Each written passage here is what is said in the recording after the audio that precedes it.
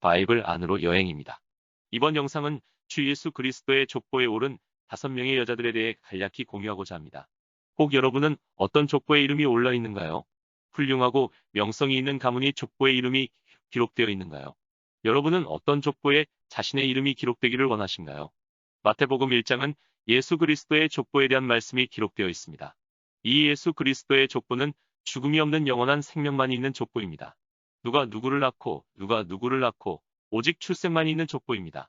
말씀의 족보를 보면 5명의 여자의 이름들이 나오는데 이 이름의 여자들은 세상에서 훌륭한 인물들이 아닙니다. 학문을 많이 배운 사람들도 아닙니다. 그 시대에 성공한 사람들도 아닙니다.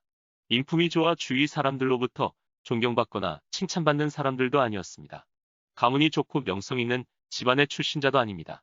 오히려 자기 시대에 부끄러움을 당하는 형편에 있었거나 무시나 손가락질 당하는 그저 평범하고 가난한 한 여자들이었습니다. 이런 여자들이 어떻게 저 위대한 예수 그리스도의 족보에 그의 이름들이 오를 수 있었을까요? 여러분의 이름도 오직 생명만이 있는 예수님의 족보에 이름을 올리고 싶지 않으신가요? 성경은 누구나 올릴 수 있다고 말씀하고 있습니다. 그럼 먼저 말씀을 읽어보겠습니다. 마태복음 1장 3절, 5절, 6절, 16절입니다. 유다는 다말에게서 베레스와 세라를 낳고 베레스는 헤스론을 낳고 헤스론은 람을 낳고 살몬은 라합에게서 보아스를 낳고 보아스는 룻에게서 오벳을 낳고 오벳은 이새를 낳고 이새는 다윗 왕을 낳고 다윗 왕은 우리아의 아내였던 여자에게서 솔로몬을 낳고 야곱은 마리아의 남편 요셉을 낳았는데 마리아에게서 그리스도라는 예수님이 태어나시니라. 이 말씀에서 보면 5명의 여자의 이름들이 기록되어 있음을 보는데 그 이름들은 각각 다말, 라합, 룻, 우리아의 아내 그리고 마리아입니다. 참고로 6절의 말씀 중에서 킹제임스 성경은 우리아의 아내였던 여자로 번역했고 개역개정 성경은 우리아의 아내로 번역했습니다. 그런데 이 짧은 단어이지만 어마어마한 진리가 숨겨져 있습니다. 단어의 차이는 아내였던과 아내의 차이입니다. 아내였던은 과거 완료형으로 과거에는 아내이었지만 현재는 아내가 아니다는 말이지만 아내는 현재형으로 현재도 아내라는 의미입니다. 6절의 말씀을 개역개정 말씀대로 해석한다면 다윗 왕은 우리아의 아내에게서 솔로몬을 낳게 됩니다. 그리면 솔로몬은 가능한 여자에게서 태어난 꼴이 됩니다. 이렇게 되면 예수 그리스도의 족보는 거룩한 족보가 되지 못합니다. 예수님의 족보는 거룩한 족보이어야 합니다. 킹제임스 성경은 바르게 번역했음을 봅니다. 전에는 우리아의 아내였지만 현재는 아니다는 것입니다. 그래서 간음이 아니기에 예수 그리스도의 족보가 거룩한 족보가 됩니다. 여기서 더 깊은 자세한 이야기는 주제가 아니기에 생략하겠습니다. 마태복음 1장에 나타난 말씀만을 보면 이 5명의 여자들에 관해 전혀 알 수 없습니다. 그래서 이 여자들에 대해 기록한 관련 성경 구절을 찾아보겠습니다. 바이블 안으로 여행에서는 항상 인간의 생각을 이야기하지 않고 더더욱 개인의 상상의 생각을 말하지 않습니다. 꼭 그리고 반드시 성경 말씀 안에서 기록된 말씀을 찾아 해답을 제시하며 증명합니다. 그럼 각각의 여자들에 관련된 말씀을 찾아보고 간략히 설명하겠습니다. 말씀을 보면 그 여자들이 과연 어떤 사람들인지를 어느 정도는 알 수 있습니다. 먼저 첫 번째 여자 다말입니다. 이스라엘에는 독특한 문화가 있었는데 형제 중에서 위에 있는 형이 결혼 후 자녀가 없이 죽으면 동생이 형수에게 들어가 형의 이름으로 대를 이어야 하는 율법이 있습니다. 하나님께서 다말의 첫 남편 엘이 하나님 앞에 악함으로 죽이심으로 둘째 아들 오난이 다말에게 들어갔으나 형의 이름으로 씨를 주지 않으려고 악하게 행함으로 그도 하나님께서 죽이셨고 이것을 보고 유다가 셋째 아들 셀라도 형들처럼 죽을까 하여 주지 않으므로 결국 다말이 창녀로 변장하고 시아버지 유다에게 들어가 예수 그리스도의 족보를 잊게 하는 베레스를 낳고 자신의 이름도 그 거룩한 족보의 이름을 올리게 되었습니다. 두 번째 여자는 라합입니다. 이 여자에 대해서는 여호수아 2장을 보면 어떤 여자인지를 알 수 있습니다. 눈의 아들 여호수아가 시딤에서 두 사람을 정탐꾼으로 보내며 이르되 가서 그 땅과 여리고를 엿보라 하매 그들이 가서 라합이라는 기생의 집에 들어가 거기서 유숙하더니 라합은 여리고에 사는 기생이었습니다. 굳이 설명을 안 해도 짐작이 갈 것입니다. 라합은 비록 기생이었지만 하나님을 알고 믿고 약속을 받아 자신과 가족들을 구원하였습니다. 그리고 예수님의 족보를 잇는 보아스를 낳았고 자신도 족보에 그 이름이 기록되는 영광을 얻었습니다. 세 번째 여자는 룻입니다. 룻은 성경 룻기서에 그가 어떤 사람인지 잘 기록되어 있습니다. 룻은 모압의 이방 여자입니다. 이방 여자였지만 하나님을 믿는 가정에 들어와 자신의 남편이 죽었는데도 끝까지 하나님을 믿고 형편은 망했으나 하나님을 믿는 시어머니를 떠나가지 않음으로 인하여 결국은 룻은 은혜를 입어 앞에 여자들처럼 자신의 이름이 족보에 올려졌으며 오벳을 낳아 예수님의 족보를 잇게 되었습니다. 네 번째 여자는 우리아의 아내였던 여자입니다. 이 여자에 대한 관련 구절은 사무엘 하 11장에서부터 12장에 기록되어 있습니다. 다윗 왕이 우리아의 아내와 간음하고 난 후 자신의 죄악의 씨를 숨기고 전가하려고 전쟁 중에 있는 우리아를 불러와 자신의 계획대로 되지 않자 우리아를 다시 전쟁터에 보내어 죽게 만든 그런 다윗 왕을 통하여 솔로몬을 낳은 여자입니다. 이 여자의 이름도 마찬가지로 예수 그리스도의 족보에 오르게 되었습니다. 마지막으로 다섯 번째 여자 마리아입니다. 이 마리아에 대한 구절은 마태복음 1장, 누가복음 1장에 어떤 여자인지 기록되어 있으며 이 여자는 처녀로서 성령님으로 잉태됨에 따라 정혼한 야곱에게 버림당할 뻔하였으나 주님의 은혜로 예수님을 낳은 영광을 얻었고 자신의 이름도 함께 성경에 기록되는 영광을 얻었습니다. 말씀에서 보면 알 수 있듯이 이 여자들은 평범한 보통의 여자들입니다. 아니 오히려 보통의 여자들보다 훨씬 못한 형편의 위치에 있는 여자이기도 합니다. 다말은 남편을 잃고 시아버지께 쫓겨난 여자입니다. 라합은 기생이었습니다.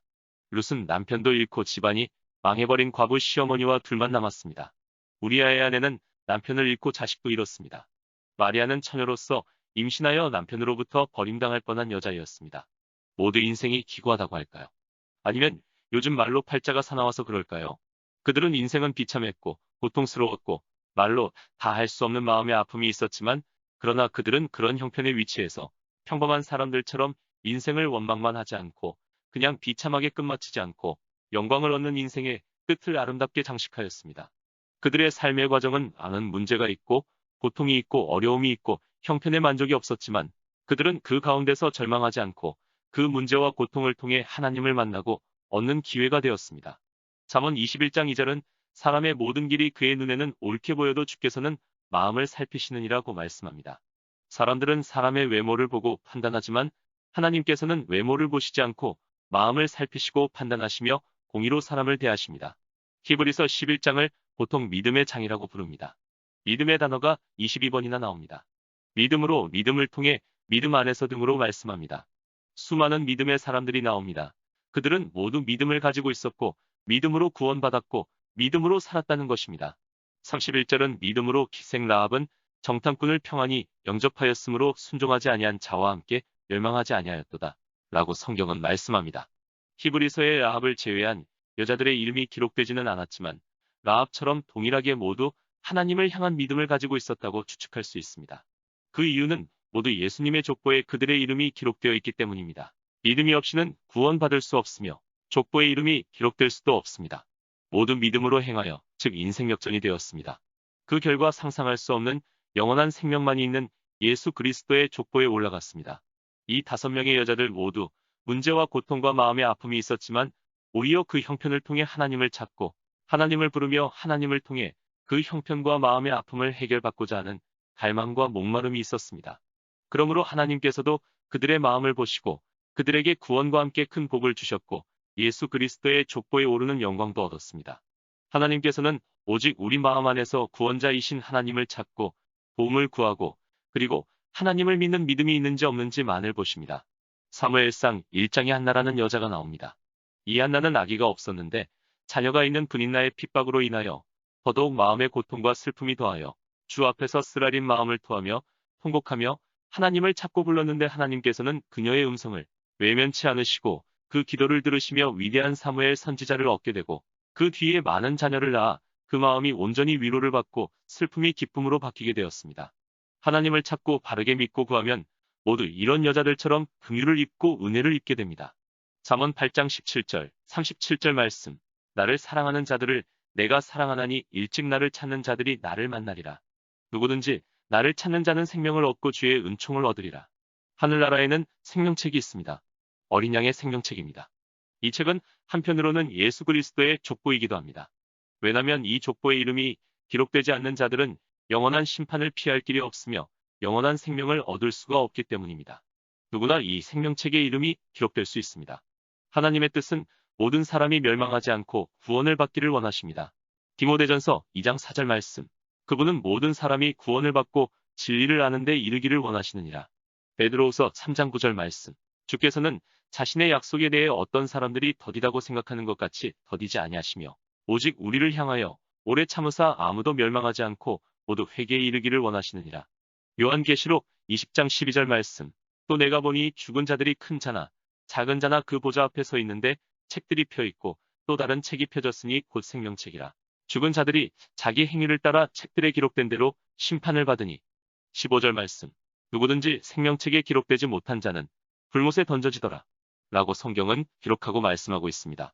이 영상을 보는 사람들 중에 혹이라도 아직까지 생명책에 이름이 기록되지 못했거나 확신이 없으신 분들은 바이블 안으로 여행해서 공유하는 구원과 복음에 관련 영상을 보신다면 누구나 쉽게 믿음을 소유함으로 구원받고 생명책에 자신의 이름이 기록되는 놀라운 영광을 누릴 것으로 확신합니다. 이 영상을 시청하는 모든 분들의 이름도 함께 생명책에 기록되기를 진심으로 소망합니다. 누구나 예수 그리스도의 족보에 기록될 수 있습니다. 회개하고 복음을 믿어 예수님의 피로 죄들을 용서받고 구원받아 주 예수님을 나의 구원자로 받아들이면 누구나 하나님의 가족이 될 수 있습니다. 이 얼마나 놀랍고 기적 같은 일이 아닐 수 없습니다. 그리고 이 세상에서 받은 어떠한 큰 선물보다 더 크고 비교할 수 없는 선물을 하나님으로부터 받을 것입니다. 이번 영상은 여기서 간단하나마 끝을 맺겠습니다. 감사합니다.